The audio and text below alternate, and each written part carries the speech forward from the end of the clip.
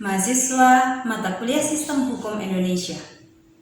Pada sesi yang lalu kita telah mempelajari hukum administrasi negara, di mana kita telah belajar mengenai tindakan yang dilakukan oleh pejabat negara dalam menyelenggarakan pemerintahan. Nah, pada sesi kali ini kita akan belajar mengenai hukum pidana, di mana hukum pidana merupakan ultimum remedium, yakni alternatif terakhir dalam penegakan hukum yang terjadi di Indonesia. Nah, hukum pidana menentukan dasar aturan mengenai perbuatan yang dilarang atau tidak dibolehkan disertai dengan ancaman pidana. Yang kedua adalah kapan dan dalam hal apa perbuatan pidana dapat dikenakan terhadap orang yang melanggar. Yang ketiga adalah dengan cara apa ancaman pidana tersebut dapat dilaksanakan terhadap orang yang melanggar.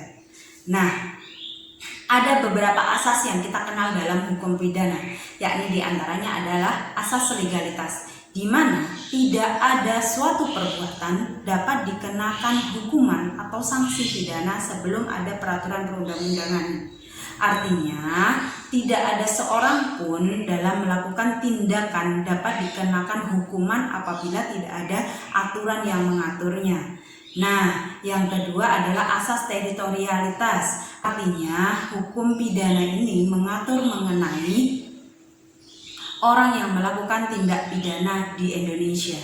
Yang ketiga, yakni asas nasional aktif. Artinya, yakni berbicara mengenai tindak pidana yang dilakukan di warga negara Indonesia di luar negeri. Yang keempat adalah nasional pasif, yakni berbicara mengenai hukum bagi warga negara asing atau siapapun yang melakukan tindak pidana di luar negeri dan itu merugikan Indonesia.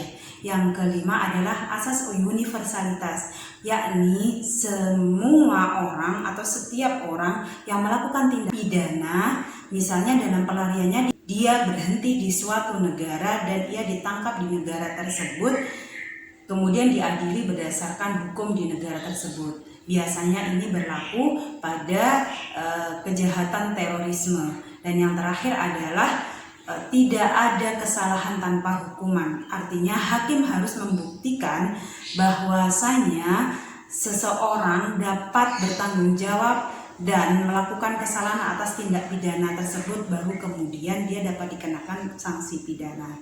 Demikian yang dapat saya sampaikan. Semoga saudara sukses dalam perkuliahan mata kuliah Sistem Hukum Indonesia ini. Terima kasih.